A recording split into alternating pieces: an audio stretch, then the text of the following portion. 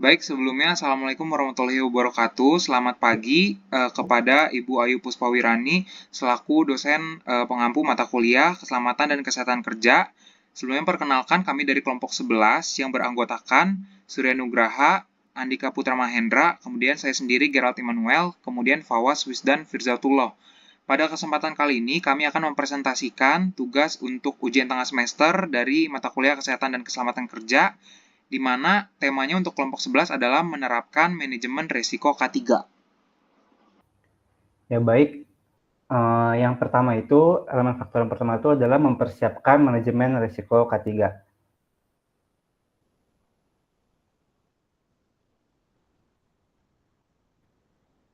Nah, elemen yang pertama yaitu, elemen subfaktor yang pertama yaitu faktor bahaya diidentifikasi sesuai aktivitas kerja. Nah, tahap pertama dalam manajemen risiko K3 adalah identifikasi bahaya atau hazard identification, di mana bahaya itu merupakan segala sesuatu yang berpotensi menyebabkan cedera, penyakit, kerusakan properti, atau gangguan terhadap proses kerja. Nah, jenis bahaya yang umum ditemui di tempat kerja antara lain seperti bahaya fisik seperti kebisingan, panas, radiasi, kejatuhan benda. Lalu ada secara mekanik yaitu um, Nah, yang mekanik yaitu mesin bergerak, peralatan tajam.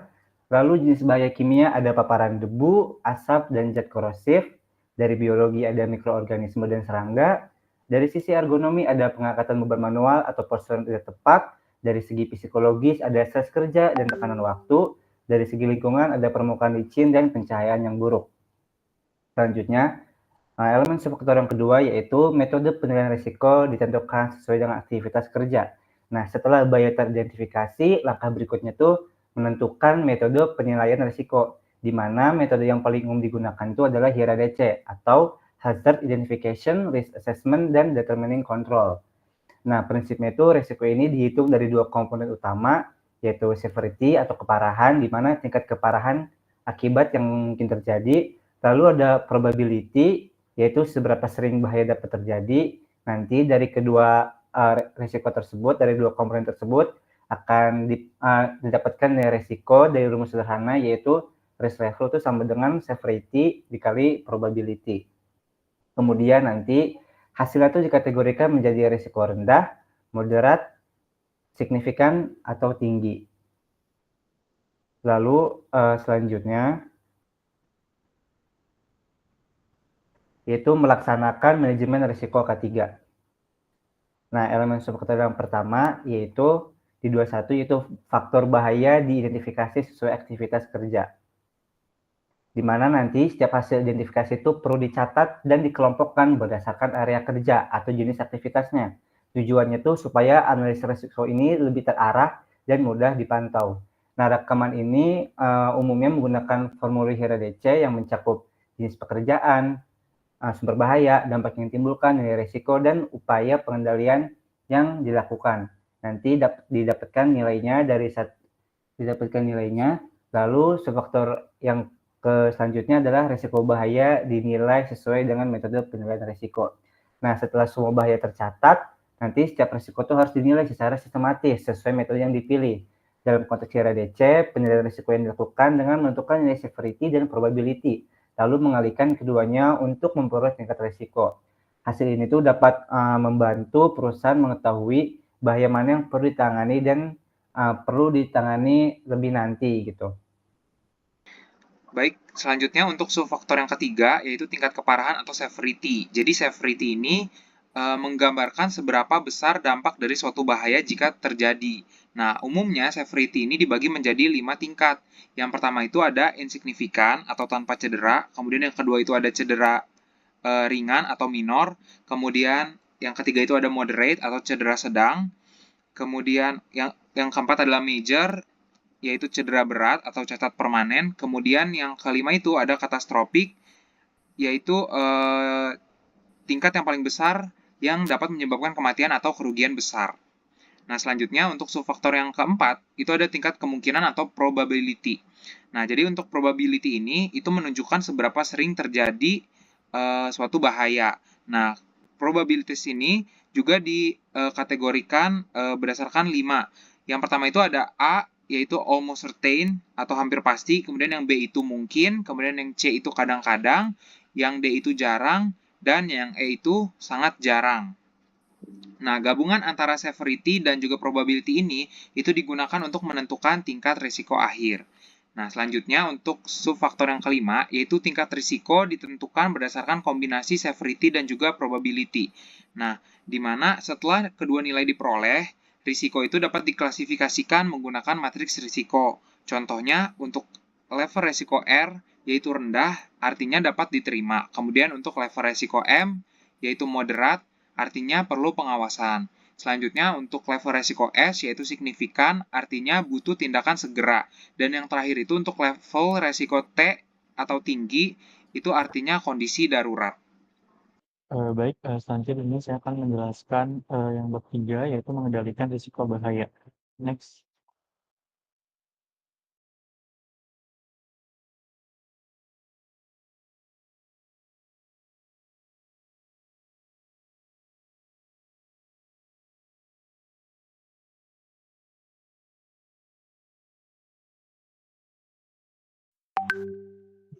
Baik, yang pertama itu ada 3.1, yaitu pengendalian risiko ditentukan berdasarkan dari skala prioritas risiko. Nah, setelah risiko itu dinilai, nah langkah selanjutnya adalah menentukan prioritas pengendalian, yaitu risiko yang mana yang harus ditangani terlebih dahulu. Nah, berikut adalah terdapat level risiko. Yang pertama itu ada T tinggi dengan prioritas tindakan, yaitu dengan darurat, yaitu harus ditinggalkan segera. Kemudian ada S, yaitu signifikan dengan prioritas tindakan, itu perlu tindakan segera oleh manajemen. Kemudian M, yaitu moderat, yaitu dengan prioritas tindakan itu perlu pengawasan dan perbaikan terjadwal. Kemudian yang R itu rendah, dengan prioritas tindakan itu dapat ditangani dengan prosedur rutin.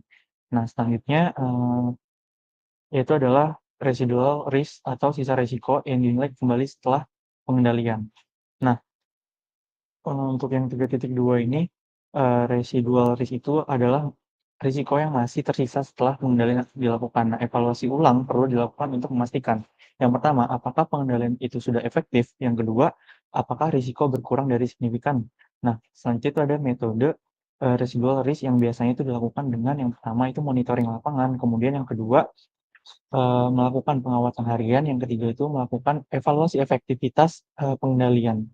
Nah, baik, selanjutnya di 3.3, yaitu pengendalian risiko yang dilakukan sesuai dengan hierarki pengendalian risiko. Nah, standar hierarki pengendalian risiko itu terdapat dari 5 tingkat. Yang pertama itu ada eliminasi, yang kedua substitusi, yang ketiga engineering control, yang keempat itu administrative control, yang kelima itu ada PPE atau alat pelindung diri.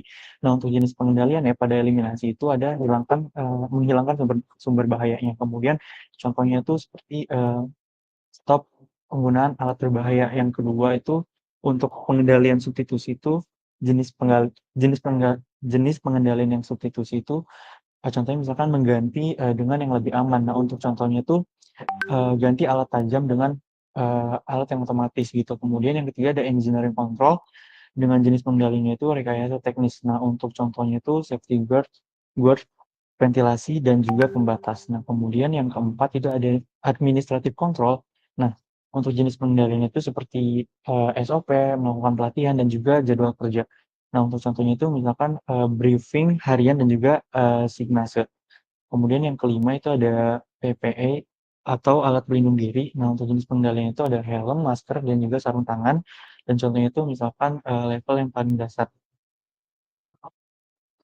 Next. Baik, untuk selanjutnya yang keempat yaitu melaporkan manajemen risiko K3. Untuk poin pertama di sini itu ada hasil penilaian risiko disusun sesuai format yang berlaku.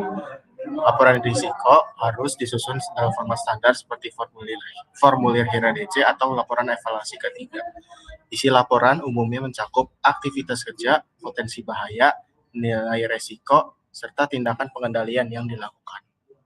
Lalu selanjutnya hasil manajemen risiko K3 dilaporkan pada pihak terkait. Setiap hasil analisis risiko wajib dilaporkan pada pihak berwenang. Misalnya, pertama itu ada safety officer, project manager, tim SMK3, atau auditor K3. Tujuannya itu agar keputusan pengendalian dan perbaikan dapat segera diambil berdasarkan data lapangan. Lalu untuk poin yang terakhir itu laporan laporan resiko ketiga didokumentasikan dan dikaji ulang. Setelah dilaporkan, hasil penilaian resiko harus didokumentasikan dan dikaji ulang secara berkala.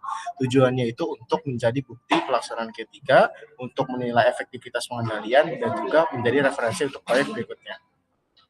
Next.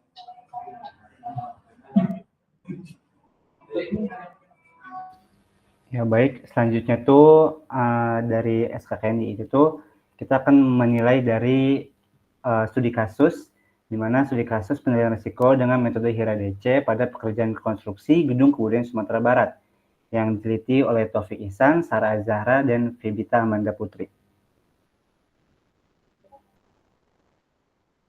Nah, untuk faktor bahaya yang diidentifikasi sesuai aktivitas kerja, di mana pada studi kasus tersebut aktivitasnya itu dibagi ke dalam 3 jenis. Yang pertama ada pembesian, di mana faktor yang ditemukan adalah bahaya mekanik dari alat bar bendingnya yang menyebabkan jari terjepit.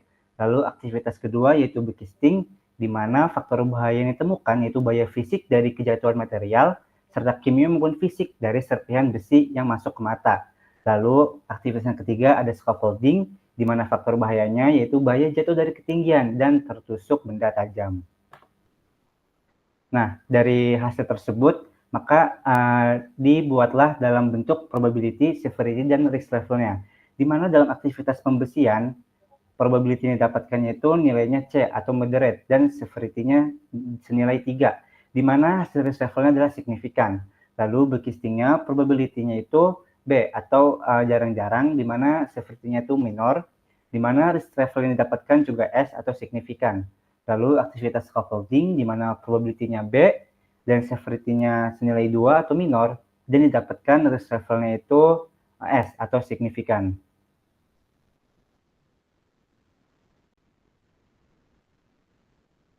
Selanjutnya adalah di 21, yaitu rekaman faktor bahaya yang dikelompokkan berdasarkan lokasi kerja. Nah, hasil identifikasinya itu direkap dalam tabel HIRA DC, di mana setiap potensi bahaya dikelompokkan berdasarkan area kerja dan jenis aktivitasnya. Di mana aktivitasnya dibagi ke dalam 3, yaitu ada pembesian, yaitu area pemotongan dan penekukan besi, di mana banyak mesin yang bergerak. Lalu ada zona bekisting, di mana area pemasangan formwork dengan risiko kejatuhan material, dan juga zona scaffolding, di mana area kerja di ketinggian yang memerlukan pengawasan ketat. Dengan pengelompokan seperti ini, nantinya tim ketiga itu dapat melakukan pengawasan yang lebih fokus dan mendapatkan pengendalian risiko sesuai di tiap lokasi. Nah, selanjutnya risiko bahaya dinilai sesuai metode penilaian risiko, di mana pada studi kasus kali ini tuh si peneliti menggunakan HIRA DC untuk menilai bahaya yang terdapat di tempat tersebut atau di pekerjaan konstruksi Gedung Kebudayaan Sumatera Barat. Di mana kalau kita lihat di sini ada dibagi ketiga juga, pertama dari aktivitas, lalu dari aktivitas itu kita identifikasi apa aja bahaya yang dapat ditimbulkan dari zona tersebut. Misalnya pembesian, di mana bahaya mungkin terjadi adalah alat kerja tidak berfungsi sebagaimana mestinya, di mana konsekuensi yang didapatkan dari bahaya tersebut adalah cedera, terjepit, dan juga tergores. Nah, dari situ tindakan apa yang dilakukan? Nah, dalam aktivitas pembesian itu dari bahaya dan konsekuensi yang didapatkan, maka tindakan yang dapat dilakukan adalah dengan penyediaan APD atau alat pelindung diri seperti pelindung tangan, sepatu pelindung, helm pelindung, safety belt, dan body harness, di mana dan juga pengawasan APD, di mana didapatkan rating risiko, ada probability, lalu ada severity dan risk levelnya. Dan didapatkan untuk hasilnya R itu dari risknya tadi yang S itu signifikan. Lalu di sini dilihat siapa penanggung jawabnya, yaitu penanggung jawabnya kontraktor, dan target waktu penyelesaian untuk masalah tersebut selama 1 minggu. Begitupun dengan aktivitas-aktivitas yang tadi sudah diidentifikasi atau dizonakan, ada dari aktivitas bekisting dan scaffolding. Nah, baik untuk penerapan subfaktor yang ketiga yaitu tingkat keparahan severity pada studi kasus, di mana hasil penelitian itu menunjukkan bahwa nilai severity nya berkisar antara 2 hingga 3. Contohnya, pekerjaan pembesian memiliki severity 3 atau moderate karena berisiko menyebabkan cedera sedang akibat terjepit alat. Sedangkan backcasting dan juga scaffolding memiliki severity 2 atau minor karena resikonya berupa luka ringan. Baik, selanjutnya, hasil penelitian menunjukkan bahwa probabilitas untuk pekerjaan pembesian adalah C atau moderate, sedangkan backcasting dan juga scaffolding yaitu B atau likely. Artinya kedua aktivitas tersebut memiliki kemungkinan kejadian yang cukup sering terjadi di lapangan. Next. Selanjutnya untuk faktor selanjutnya yaitu tingkat risiko ditentukan berdasarkan kombinasi severity dan juga probability. Nah, berdasarkan hasil perhitungan, semua aktivitas memiliki tingkat risiko signifikan atau S. Nah, hal ini menunjukkan bahwa seluruh kegiatan tersebut perlu segera dilakukan tindakan pengendalian agar tidak menimbulkan kecelakaan kerja. Next. Baik, selanjutnya di sini terdapat subfaktor 3.1 yaitu pengendalian risiko ditentukan berdasarkan dari skala prioritas risiko. Nah, karena dilihat dari seluruh aktivitas itu tergolong memiliki risiko yang signifikan, nah pengendalian yang dilakukan adalah prioritas yang tinggi. Nah, di sini terdapat aktivitas yaitu pembesian dan juga scaffolding. Nah, langkah-langkah yang utama yang perlu diambil adalah yang pertama itu untuk yang pembesian itu tindakan pengendalian prioritas itu perbaikan alat dan juga pengawasan K3 harian. Kemudian yang kedua itu aktivitas scaffolding, yaitu tindakan pengendalian prioritas itu membersihkan material tajam dan juga penyediaan APD wajib. Next.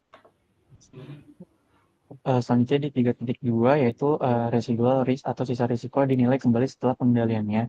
Nah, di mana setelah tindakan pengendalian itu diterapkan, nah risiko sisa itu dievaluasi melalui yang pertama itu melakukan monitoring harian oleh petugas K3 lapangan, kemudian melakukan safety meeting setiap pagi sebelum pekerjaan dimulai, kemudian evaluasi mingguan untuk melihat apakah tindakan pengendalian penurunan tingkat risiko. Next. Kemudian yang di 3.3 itu pengendalian risiko dilakukan sesuai hierarki pengendalian risiko.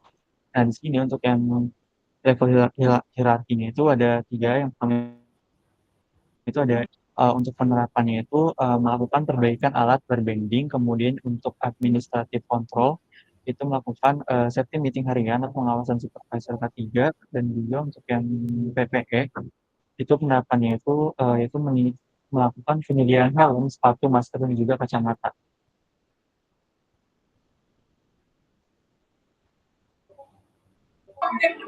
Oke, untuk selanjutnya yaitu hasil penilaian risiko disusun sesuai format yang berlaku.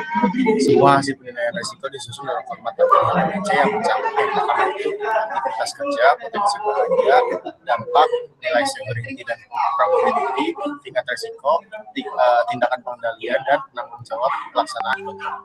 Format ini memudahkan proses audit K3 dan menjadi dokumen resmi manajemen risiko proyek.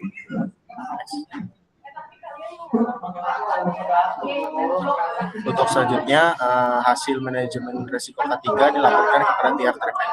Laporan hasil HRDC disampaikan kepada yang pertama itu manajer proyek, kepala pelaksana lapangan, dan juga petugas K3 perusahaan kontrak.